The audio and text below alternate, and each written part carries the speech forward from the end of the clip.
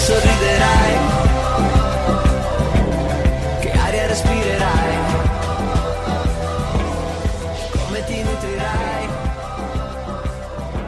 quale lingua parlerai. Hello everybody, welcome to another edition of Come Apprenderai. Today we are very pleased to welcome our international guest from Australia, Anne Smith. Welcome, Anne.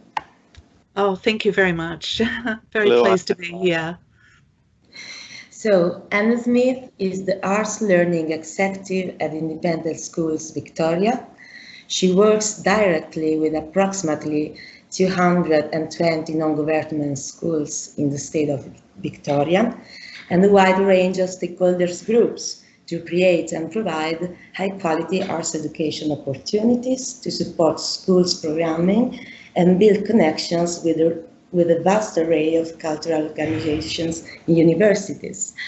Anne has designed, developed and delivered Independent Schools Victoria's long-term exhibitions program and Arts Learning Festival to raise the profile of arts education in the community and connect schools with art-based transdisciplinary programs.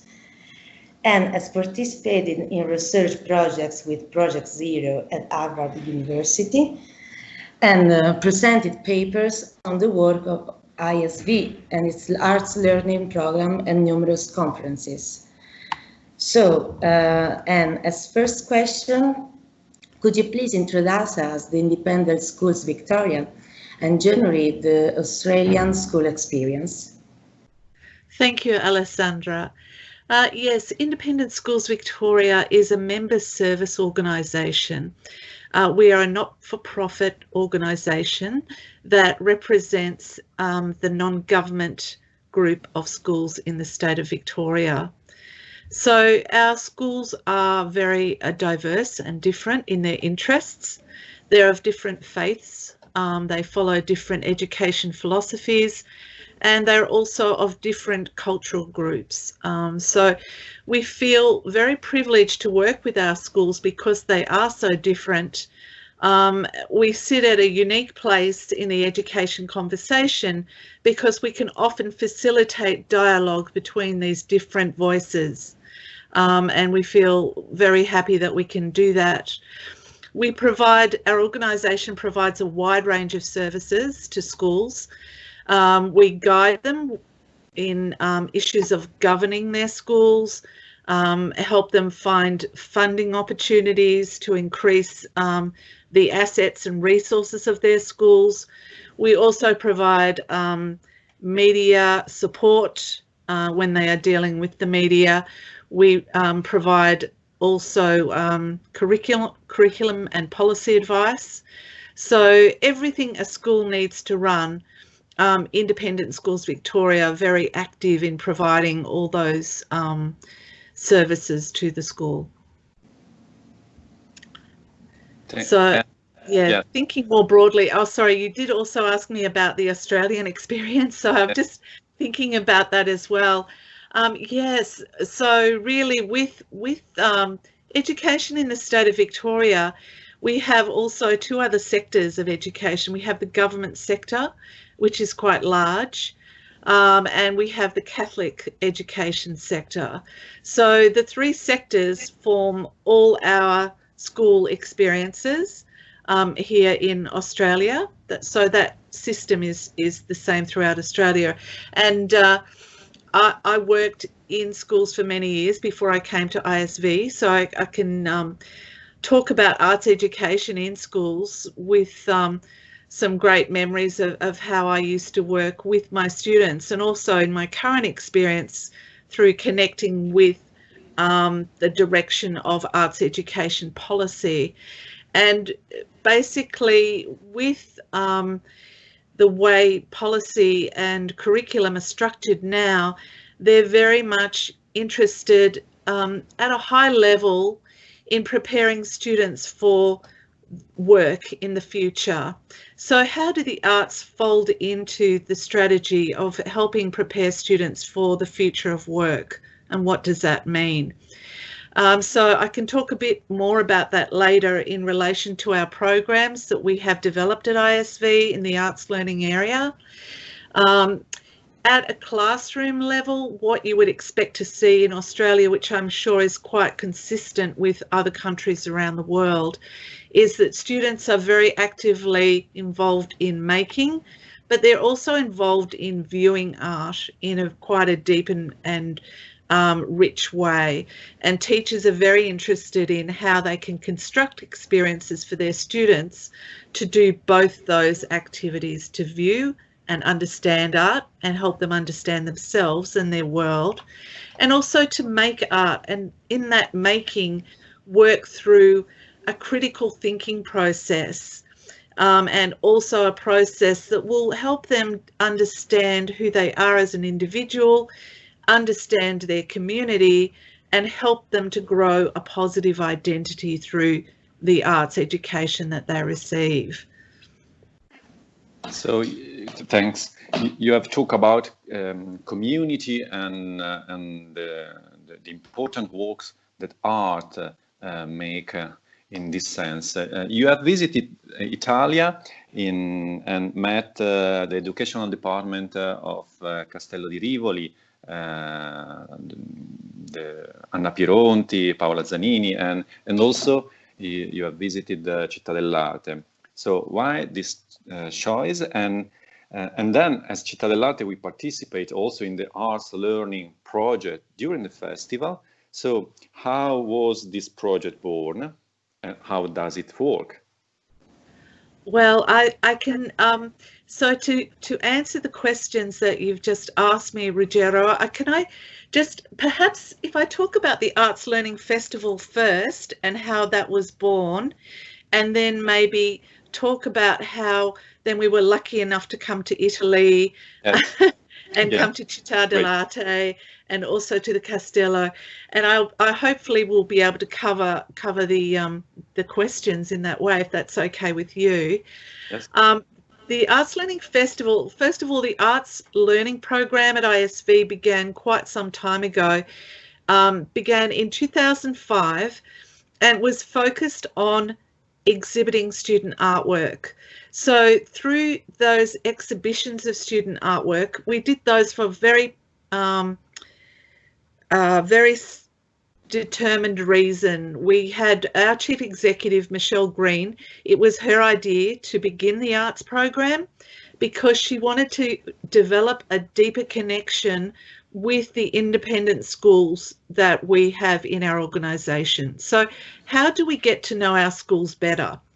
So it was Michelle's belief that through developing an arts program, we would be able to create some very deep connections with schools and their philosophies, and also get to know their communities better. And in doing that, we would be able to design our services in a more tailored and deliberate way. So the arts program began, as I mentioned, with exhibitions. We did them for a number of years, and then we decided to evaluate how they were going and what were some of the main outcomes we were achieving with those exhibitions. And we worked again with Project Zero, and we developed a report called Artworks at Work. So the artworks we had at work in our workplace were actually very powerful prompts for making connection between staff members who would never have normally spoken to each other. They were able to develop dialogue on things that they would have never have spoken about before. So the works helped them to surface some very deep thoughts and feelings that would not have been possible in another way. So the artworks were very powerful in building those platforms for conversation. They were also really important in that they were helping us learn about the schools we worked with. So by viewing the art, we could understand a bit more about the types of programs being delivered in schools. We could also see some of the ideas that students were interested in. So we also learnt about young people and their ideas as shown in their artwork. So it helped us in so many ways to really understand not just our schools, not just young people, but also each other as an organisation. And often we have many people visiting Independent Schools Victoria, and so they would also engage with the artwork. So it was like ripples in a very big pond, you know, from one particular piece of art, we would generate so many conversations, which were so powerful for people. So the exhibitions program then developed further into the festival, the Arts Learning Festival. And in that work, because with the exhibitions, we were exhibiting artwork, but we wanted to have a more interactive experience. And we did that with our festival. So the festival allowed us to work with performative art as well as visual art. So that was one big step forward we made with it. We were also able to invite schools from across Victoria to participate in our program. And so we helped that, the festival also helped bring the education community together in quite a powerful way. And we also wanted to think about how the arts can teach students not just about arts practice, but also some of the major issues, major questions of our time, such as the work of Pistoletto, you know, and that I think led us to Cittadellarte and to also make the connection for the festival, because we believed the arts could help students know more about their world and big questions and big issues that they could connect to. So we came to Cittadellarte for the first time, I think in possibly about 2016, and met with Paolo, and we had a wonderful conversation and talked about how we would hope to bring the Forum of the Third Paradise to Melbourne. And the exciting thing about that for us was that we really believed that the work of Pistoletto through the Forum needed to build another generation. We knew that it had been done in many places around the world. We knew that it was based on the UN Sustainable Development Goals and how important they were for supporting people and planet. But we believed that students needed to get on board with this idea as well. So we were very happy and excited to bring the Forum to Melbourne in 2017 for the first time in Australia. And it was facilitated by Marga Billa of Project Zero. And we had, I think, about 50 students from different schools represented. And they all were able to think and talk about positive action projects they had done in their own schools, but also understand those projects which they knew were important, but understand them in the context of the Forum and connect with other students and have, you know, a broader conversation and feel part of a bigger community. So yeah, that was our very happy connection. And we also, during that festival, worked with, as Ruggero mentioned, Castello di Rivoli, and they brought a wonderful work to Melbourne. Again, a work that had been delivered widely internationally in festivals, the Abitanti. And the Abitanti were made in Australia for the first time, also by students and families at our Arts Learning Festival. So that was very exciting for us. We had, I think, about 500 Abitanti made. And the context of artwork is always important, as you know. The workshops were delivered at the Immigration Museum in Melbourne. So we felt that that was quite a powerful linkage for the work. You know, and the making of the Abitanti were there. It also displayed in the Immigration Museum. And then on the last day of the festival, they were put on the steps of our Parliament, so our major civic building the work was displayed there, and people were able to enjoy, you know, contemplating the meaning of the abitanti. And the team from Castello di Rivoli had also researched the cultural groups of Melbourne, and I think we have, I could be wrong, around 119 different nationalities in Melbourne, and they had recorded each national group, which was then placed on the front in a label on the abitanti, so that all the cultural groups of Melbourne became part of the abitanti experience as well. So that was pretty exciting for us. Yeah, thanks. Listening to you, I was thinking about that this idea. In Italy, sometimes we have this idea that the art is important to understand past.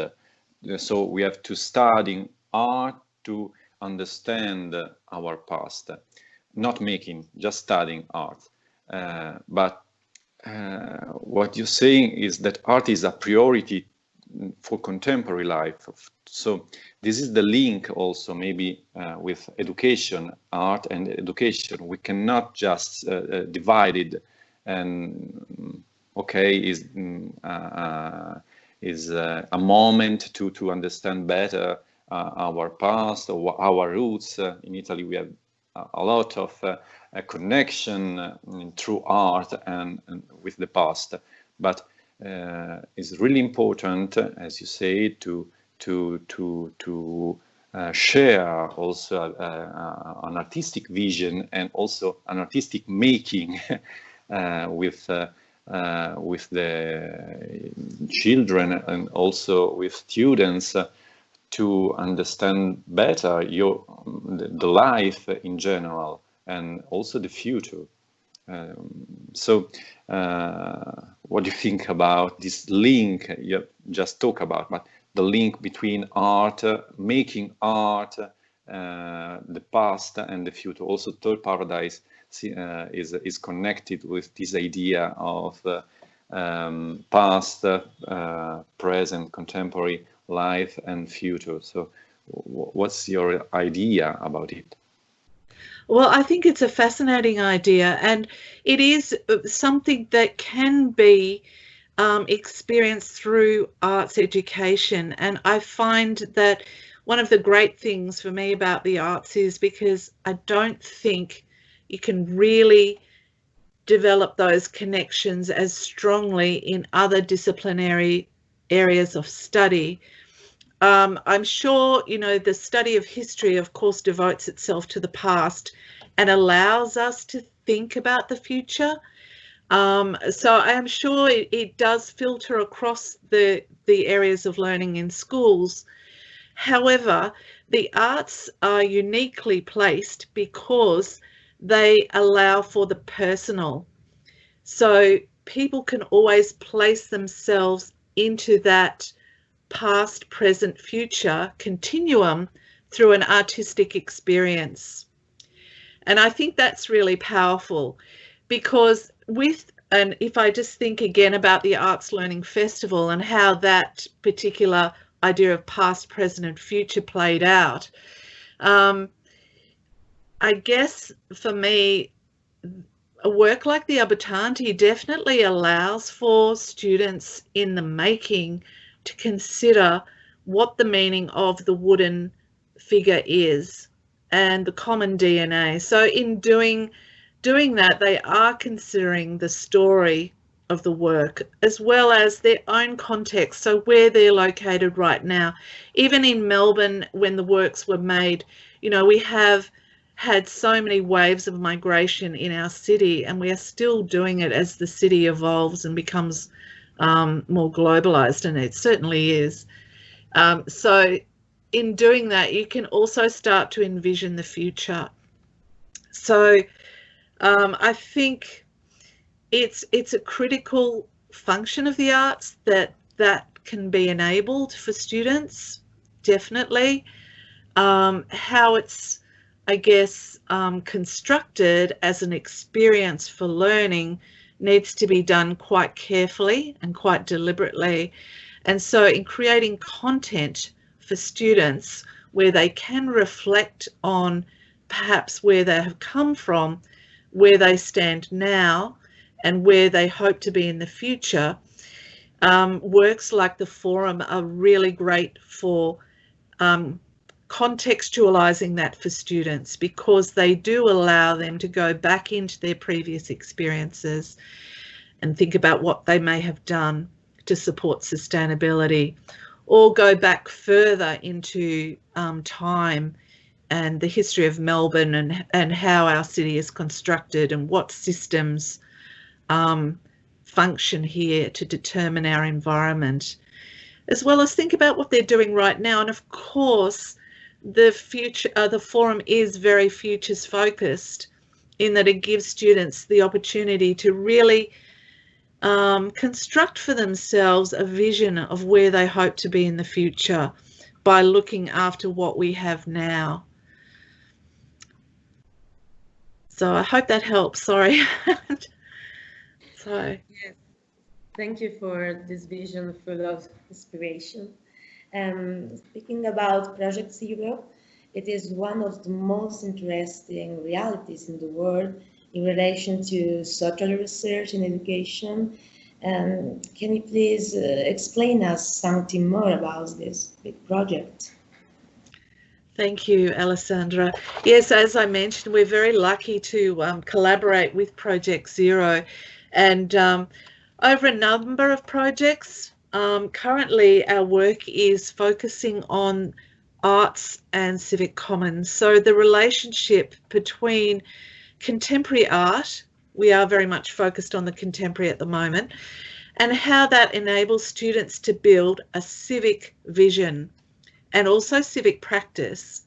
So really, how do they interact with art, and from that interaction develop a stronger sense of how they support their community.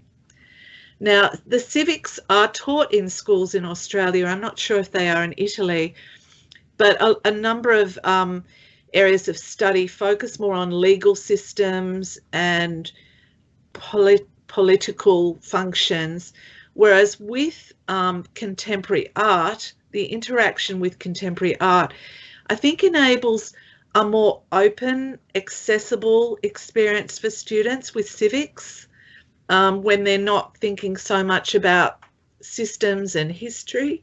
Excuse me.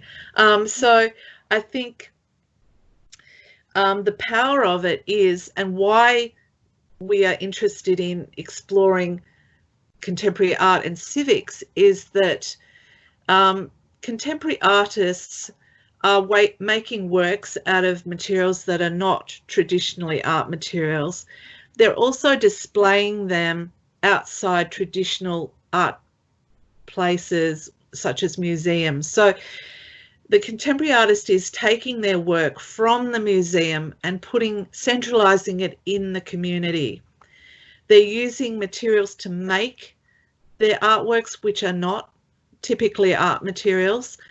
A lot of their works are focused on dialogue and consultation, and we believe that those elements are great at giving students and their communities access into the ideas of artists. And those artists' ideas, of course, are focused on how, what are the big issues of our time? What are the most pressing issues we need to consider? So the contemporary art is building like a platform where we can hopefully go in and through dialogue engage in the artwork space and develop a positive sense of identity, a positive sense of community, and a positive sense of a future vision, I think. We've found so far that looking at contemporary art, they can build that platform.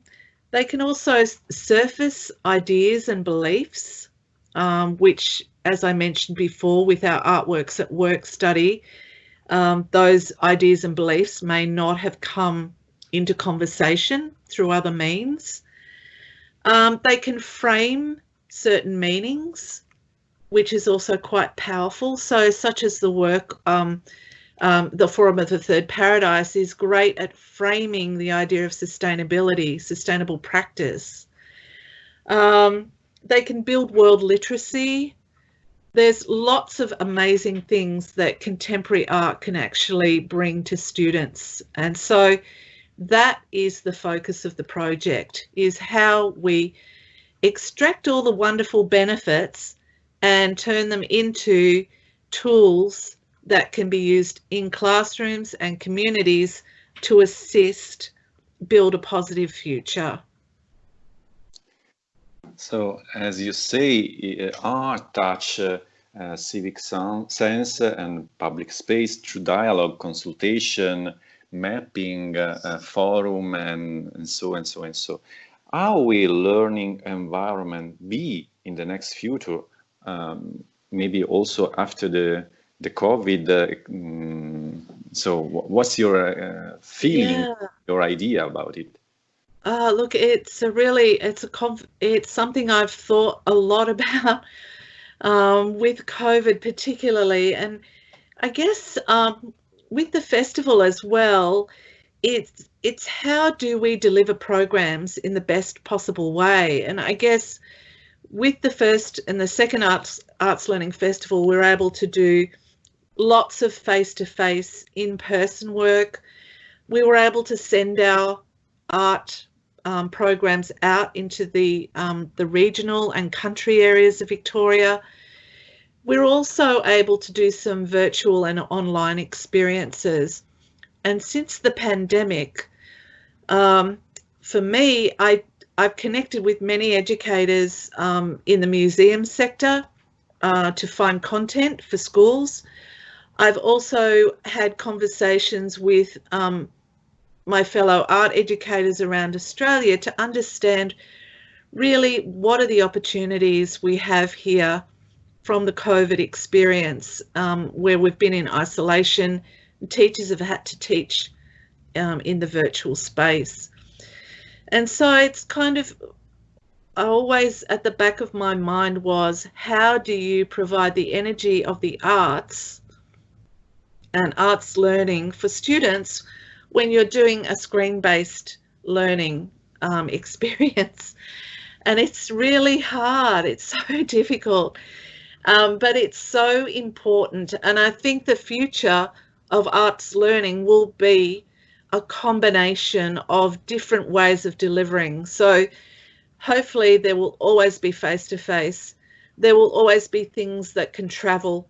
And the virtual world is, I'm sure, here to stay. And in a way, it's giving us more opportunities, such as we're speaking right now.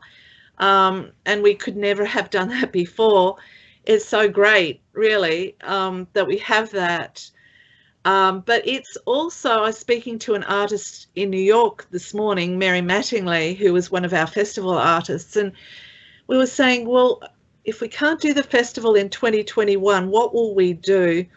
And it is about developing energy, arts energy, that can be delivered through a screen, having that as a plan B.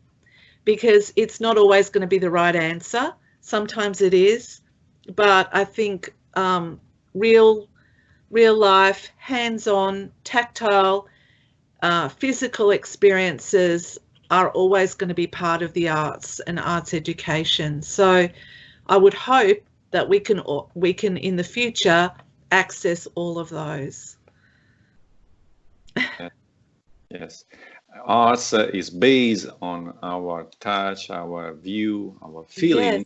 So it's not possible to divide it from also our body.